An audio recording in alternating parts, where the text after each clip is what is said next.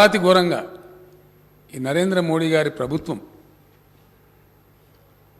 తమాషా ఏంటంటే అధ్యక్ష మొట్టమొదటి క్యాబినెట్ మీటింగ్లో ఇప్పుడు కేంద్రంలో కొలువుదీరినటువంటి ప్రభుత్వం ఏదైతే ఉందో ఫస్ట్ క్యాబినెట్ మీటింగ్లోనే అప్రజాస్వామికంగా తెలంగాణ గొంతును నిలిపేసే విధంగా మన మండలాలు లాక్కోవడం, అందులో మరి ముఖ్యంగా సీలేరు పవర్ ప్రాజెక్ట్ అధ్యక్ష 460 మెగావాట్ల power project, hydro electrical project. ఆ రోజు సోనియా గాంధీ గారు రాష్ట్ర విభజన సందర్భంలో తెలంగాణ కాంగ్రెస్ పార్టీ నాయకులు ఉన్నారు, అక్కడ మేమందరం ఉన్నాం. బిల్లు ఫైనాలిటీకి వచ్చేటప్పుడు జరిగిన ఒప్పందంలో అందరం ఫైట్ చేసాం అధ్యక్ష. మేము కొట్లాడినాం, వాళ్ళు కొట్లా, అందరం కూడా చెప్పినాం. తెలంగాణకు పవర్ షార్టేజ్ ఉంటుంది, పవర్ యూటిలైజేషన్ ఎక్కువ. ఎందుకంటే అక్కడ తెలంగాణ గతి మొత్తం భూగర్భ జలాల మీద ఆధారపడే పరిస్థితి వచ్చింది. ఈ సమైక్య రాష్ట్రంలో మాకు వస్తాయన్న ప్రాజెక్టు రాలేదు కాబట్టి ప్రజలందరూ కూడా గతి లేక బోర్లు వేసుకునే పరిస్థితిలో ఉన్నారు. తెలంగాణలో ఉన్నటువంటి బోర్వెల్స్ ఎక్కడ కూడా ఈ దేశంలో ఏ రాష్ట్రంలో లేవు. కాబట్టి కరెంటు కేటాయింపులో మాకు అధికం కేటాయించాలంటే 53 తెలంగాణకు ఇవ్వాలని చెప్పి కేటాయించారు అధ్యక్ష. దాని దృష్ట్యానే లోయర్ సీలేరు పవర్ ప్రాజెక్ట్ను కూడా మనకు కేటాయించారు అధ్యక్ష. ఈ తెలంగాణకే పోవాలని చెప్పి, భవిష్యత్తులో కూడా దీని పరిస్థితి ఇట్లాగే ఉంటుందని చెప్పి ఇతరులు కొంత పేచి పెట్టినప్పటికీ మన్మోహన్ సింగ్ గారి నాయకత్వంలో ఆ బిల్లులో సింగరేణి కాలరీస్ మొదటి నుంచి కూడా తెలంగాణదే, దాని మీద హక్కు వాళ్ళకే అని చెప్పి అది కూడా కేటాయించారు అధ్యక్ష. దురదృష్టం ఏంటంటే ఈ ప్రధానమంత్రి గారు, నేను అప్పుడు ఇంకా ముఖ్యమంత్రి కాలేదు అధ్యక్ష, I was chief minister designate. First మీటింగ్లోనే అక్కడ ఆంధ్ర ప్రాంత ముఖ్యమంత్రి చేతిలో కీలుబొమ్మగా మారిపోయి 7 మండలాలు అప్రజాస్వామికంగా ఒక ఆర్డినెన్స్ తెచ్చి, యాక్చువల్లీ అది ఆర్డినెన్స్ ద్వారా తేవలసిన పరిస్థితి కాదు. శాసనసభలు ఒప్పుకున్నా ఒప్పుకోకపోయినా శాసనసభకు రిఫర్ చేయాలి. అట్లా రిఫర్ చేయకుండా చాలా కర్కశంగా, క్రూయల్గా ఆ 7 మండలాలు ప్లస్ సీలేరు పవర్ ప్లాంట్ మన నుంచి వేరు చేసినారు అధ్యక్ష. బహుశా నేను అనుకుంటే ఈ దేశంలో I was the first person to criticise mister Narendra Modi. Is the most fascist prime minister of this country అని చెప్పి ఆ రోజు చెప్పిన అధ్యక్ష. ఓపెన్గా ప్రెస్లో వచ్చింది. అది కాకుండా తెలంగాణ రాష్ట్ర బంధు కూడా నేనే పిలిపించిన అధ్యక్ష. నా మీద విమర్శ కూడా చేసినారు. మీరు ముఖ్యమంత్రిగా ఎన్నుకోబడ్డారు, ప్రమాణ స్వీకారం మాత్రమే చేయాలి, ఈ దశలో మీరు అధికారికంగా ఉండి రాష్ట్ర బంధు పిలిపిస్తారంటే ఇష్టం తప్పదు, డెమోక్రసీలో నిరసన వ్యక్తం చేయాలని చెప్పి బంద్ పాటించింది అధ్యక్ష. తెలంగాణ రోజు నిరసన చేసినాం. ఆ తర్వాత అనేక పర్యాయాలు చెప్పినాం. మండలాల సంగతి అట్లా తెచ్చినా, జాగ సంగతి అట్లా తెచ్చినా కనీసం మా పవర్ ప్లాంట్ అన్న మాకు ఇవ్వమని నేను ప్రత్యక్షంగా ఉత్తరాలు రాసిన అధ్యక్ష. ప్రధానమంత్రి గారికి చెప్పిన తెలంగాణలో ఉన్న బాధలు. కానీ ఆయన దాన్ని కన్సిడర్ చేయలే, చాలా కర్కశంగా అదేవిధంగా పోయినారు అధ్యక్ష. పోని మంచి అని చేసిన ఇప్పుడు మిత్రుడు రఘునందన్ రావు గారు సత్యదూరమైన విషయాలు చెప్తా ఉన్నారు. పూర్తి స్థాయి అసత్యం అధ్యక్ష. ఇప్పుడే కొత్త మేము 2 సార్లు చేసాం కానీ దేర్ నో వర్డ్ అని ఆయన చెప్తా ఉన్నారు. సభను మిస్లీడ్ చేస్తూ ఉన్నారు. చాలా తప్పది, 100% రాంగ్. చాలా క్లియర్గా అధ్యక్ష, మొన్న కొత్తగా పెట్టినటువంటి చట్టం భట్టి గారు చెప్పినట్టు ఈ దేశంలో సాంప్రదాయం ఉంటుంది అధ్యక్ష. అంబేద్కర్ గారు ఉంటే ఇప్పుడు ఆయన ఎంత కొట్లాడనో ఏం సంగతో కానీ వారు లేరు, మన దురదృష్టం. ఆయన రాజ్యాంగం పెట్టినాడు పెట్టిన స్ఫూర్తి అది రోజుకింత కాల రాస్తూ ఉన్నారు అధ్యక్ష. ఈ ప్రభుత్వ హయాంలో, ఈ కేంద్ర ప్రభుత్వ హయాంలో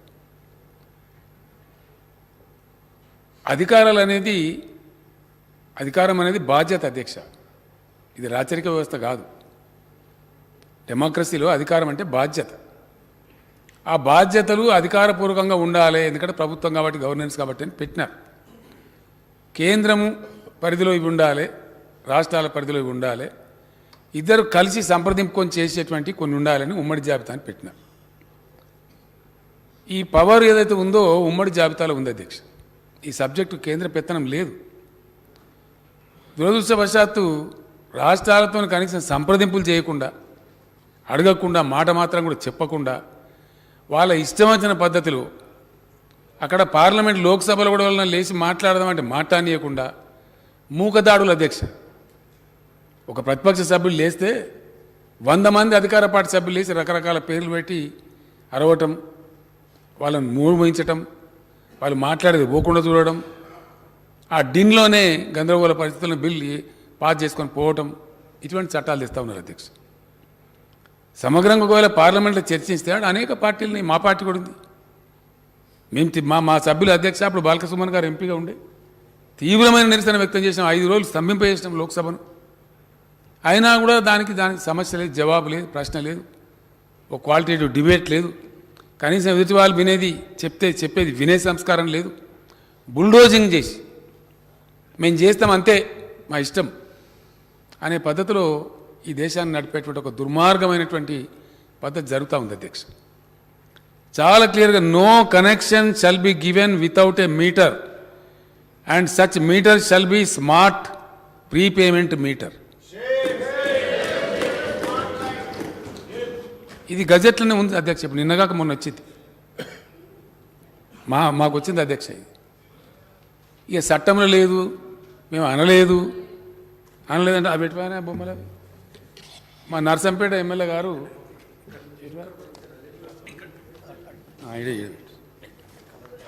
ఇవి ఆడబెట్టింది అధ్యక్ష. ఇవి కలర్ ఫోటోలు తమకు పంపిస్తాను. ఆంధ్రప్రదేశ్లో శ్రీకాకుళం జిల్లాలో పెడితే అక్కడ రైతులంతా తీసుకొచ్చి కుప్పపోసి ధర్నాలు చేశారు.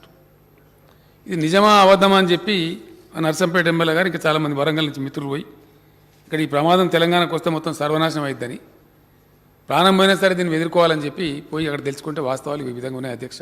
2014లో భారతీయ జనతా పార్టీ నరేంద్ర మోడీ గారు ఈ దేశానికి ప్రధానమంత్రి అయినారు. ఈ 2004 నుంచి 2014 మధ్యలో ఈ ప్రాంత ప్రజలు ఉమ్మడి ఆంధ్రప్రదేశ్ రాష్ట్రంలో వివక్షకు లోనవుతున్నాము, మా ప్రాంతానికి రావాల్సిన నిధులు రావడం లేదు, మా నీళ్లు మాకు పారడం లేదు, మా ప్రాంతానికి ప్రత్యేక రాష్ట్రమే పరిష్కారము అని చెప్పి ఆనాడు ప్రజలందరూ కలిసికట్టుగా కోదండరామ్ గారి నేతృత్వంలో, వారి నాయకత్వంలో మనం అందరం కలిసి కొట్లాడితే తెలంగాణ రాష్ట్రం అనేది కల సాకారమైంది. ఈ తెలంగాణ రాష్ట్రం ఇవ్వాలన్న ఆలోచన ఇచ్చి నిరూపించిన శక్తి కాంగ్రెస్ పార్టీది, శ్రీమతి సోనియా గాంధీ గారిది. ఆ ఇచ్చిన తెలంగాణ అభివృద్ధి చెందిన రాష్ట్రంగా ముందుకు జరగాలి అని, ఆ రాష్ట్రం అభివృద్ధి చెందాలి అని అంటే ఏమేమి అనుమతులు ఇవ్వాలనో చట్ట రూపంలో ఆంధ్రప్రదేశ్ విభజన చట్టం 2014 స్టేట్ రీఆర్గనైజేషన్ యాక్టులో స్పష్టంగా ఈ రాష్ట్రాన్ని అభివృద్ధి చెయ్యాలి అంటే బయ్యారంలో ఖమ్మం జిల్లాలో ఉక్కు కర్మాగారం నిర్మించాలి, కాజిపేటలో రైల్వే కోచ్ ఫ్యాక్టరీ నిర్మించాలి, IIITలు ఇవ్వాలి, ట్రైబల్ యూనివర్సిటీ ఇవ్వాలి, IIM ఇవ్వాలి, సాగునీటి ప్రాజెక్టు అయిన జాతీయ ప్రాజెక్టు ఇవ్వాలి, ఈ ప్రాంతంలో 4000 మెగావాట్ల NTPC పవర్ ప్రాజెక్టు నిర్మించాలి. ఈ ప్రాంతానికి ఏమేమి కావాలనో క్షుణ్ణంగా ప్రతి అంశాన్ని పరిగణలోకి తీసుకొని రేపొద్దున ఎవరు వచ్చినా కూడా మన తెలంగాణకు అన్యాయం జరగకుండా చట్టబద్ధత కల్పించి లోక్సభలో రాజ్యసభలో బిల్లును ఆమోదింపజేసి హైదరాబాద్తో కూడుకున్న తెలంగాణ రాష్ట్రాన్ని శ్రీమతి సోనియా గాంధీ గారు, మన్మోహన్ సింగ్ గారు మనకిచ్చిండ్రు. ఈ రాష్ట్రానికి తెలంగాణ రాష్ట్రం అని చెప్పుకోవడానికి గర్వంగా కాంగ్రెస్ పార్టీ పునాదులేస్తే జరిగిన ఎన్నికలలో కొంతమందికి ప్రజలు తీర్పు ఇచ్చిండ్రు, అవకాశం ఇచ్చిండ్రు. ఆ తీర్పును, అవకాశాన్ని 10 సంవత్సరాలు కేంద్రంలో నరేంద్ర మోడీ గారు ఉండొచ్చు, రాష్ట్రంలో కల్వకుంట్ల చంద్రశేఖరరావు గారు ఉండొచ్చు. పునర్విభజన చట్టంలో ప్రజాస్వామ్య దేవాలయమే పార్లమెంటరీ వ్యవస్థ, పార్లమెంట్. ఆ దేవాలయంలో చేసిన చట్టాలను కూడా 10 సంవత్సరాలు అమలు చెయ్యలేదు. అమలు చెయ్యకపోవడానికి గల కారణాలు ప్రజలు గుర్తించిండ్రు. ఆనాడు చట్టం ద్వారా మనకిచ్చిన అధికారాన్ని 10 సంవత్సరాలు ఇక్కడ ఉన్న పాలకులు ప్రశ్నించకపోవడము, నిలదీయకపోవడము, రాబట్టుకోకపోవడం వల్ల తెలంగాణకు తీరని అన్యాయం జరిగింది.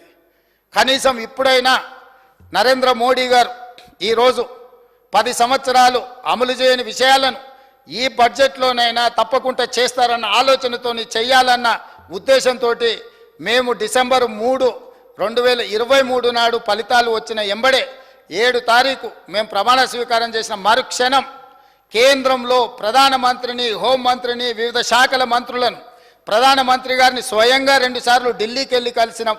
ఇక్కడ ఆదిలాబాద్కు వచ్చినప్పుడు కూడా పర్సనల్గా కలిసి వారిని ఆహ్వానించి ఫెడరల్ స్ఫూర్తితో ఒక ప్రధానమంత్రికి ఇవ్వవలసిన గౌరవాన్ని తెలంగాణ రాష్ట్ర ముఖ్యమంత్రిగా నా విధులను నేను నిర్వర్తించిన. ఆ సందర్భంలో ప్రధానమంత్రిని నేను స్పష్టంగా చెప్పిన, మీరు ఒక పెద్దన్న, ప్రజాస్వామ్యంలో వివిధ రాష్ట్రాల ముఖ్యమంత్రులకు ఈ దేశ ప్రధానమంత్రి ఒక పెద్దన్న లాంటి వాడు, మీరు పెద్దన్న పాత్ర పోషించండి, మా రాష్ట్రానికి రావాల్సిన నిధులు మాకు ఇవ్వవలసిన అనుమతులు మీరు ఇవ్వండి, మీ పెద్దన్న పాత్ర మీరు పోషించండి అని నేను చెప్పిన. అధ్యక్ష, వారిని పెద్దన్న అంటే నాకేమైనా వారు పదవి ఇస్తారా? నాకేమైనా కిరీటం పెడతాడా? ఇవాళ నాకు ఈ పదవి వచ్చింది అని అంటే ప్రజలు అవకాశం ఇవ్వడం వల్ల వచ్చింది. నా పార్టీ నాకు ఈ బాధ్యత ఇవ్వడం వల్ల వచ్చింది. పార్టీ అధ్యక్షుడిగా నాకు పార్టీ అవకాశం ఇచ్చింది. ఆ అధ్యక్ష పదవితో ప్రజల దగ్గరికి వెళ్ళి ప్రజల్ని అడిగినాం, ప్రజా తీర్పు కోరినాం. ప్రజలు తీర్పిచ్చి తెలంగాణ రాష్ట్రానికి కాంగ్రెస్ పార్టీకి అవకాశం ఇస్తే మా 65 మంది శాసనసభ్యులు సభానాయకుడిగా నన్ను ఎన్నుకొని ప్రజాస్వామిక స్ఫూర్తితో నన్ను ఇక్కడ కూర్చోబెట్టింది. అధ్యక్ష, ముఖ్యమంత్రి ఎవరి దయా దాక్షిణ్యాల మీదనో ఎవరినో పెద్దన్న అంటే వచ్చిన పదవి కాదు అధ్యక్ష.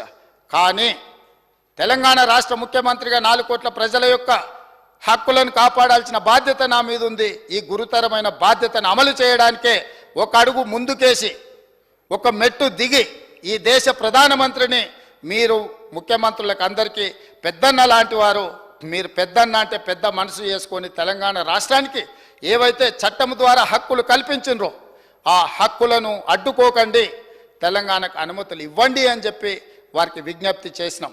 3 సార్లు ప్రధానమంత్రిని కలిసిన, 18 సార్లు వివిధ మంత్రులను కలిసినాం.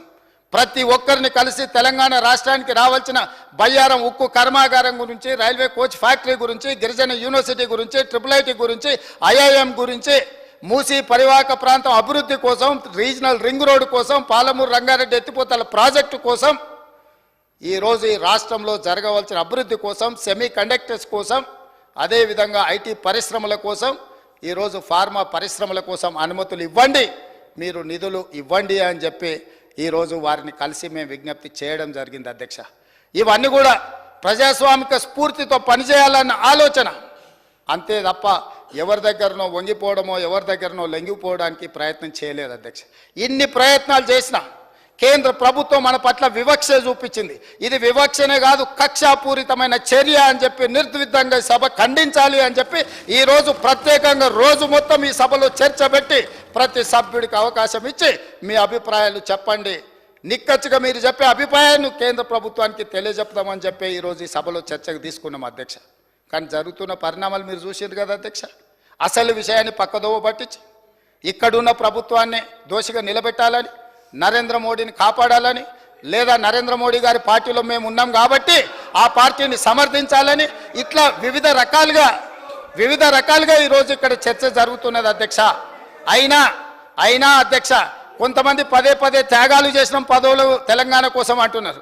అధ్యక్ష, ఎమ్మెల్యే కాకముందే ఆ వ్యక్తులను మంత్రులను చేసింది కాంగ్రెస్ పార్టీ అన్న సంగతి ఆ వ్యక్తి మర్చిపోతే తెలంగాణ సమాజం మర్చిపోదు. అధ్యక్ష, ఏది లేనప్పుడు, ఏ దిక్కు ఏ దివానం లేనప్పుడు, వార్డు మెంబర్ కానప్పుడు ఆ రోజు మంత్రి పదవి ఇచ్చింది కాంగ్రెస్ పార్టీ, శ్రీమతి సోనియా గాంధీ గారన్న సంగతి వారు మర్చిపోతే ప్రజలు క్షమించరు. అధ్యక్ష, అదేవిధంగా అధ్యక్ష, ఈరోజు కొన్ని అంశాలను నేను మీ ముందు ప్రస్తావించదలుచుకున్నా. అధ్యక్ష, నేను ఎక్కువ రాజకీయాల జోలికి పోదలుచుకోలేదు. రాజకీయపరమైన చర్చలకు ఇంకా చాలా రోజులు సభా సమావేశం ఉంది.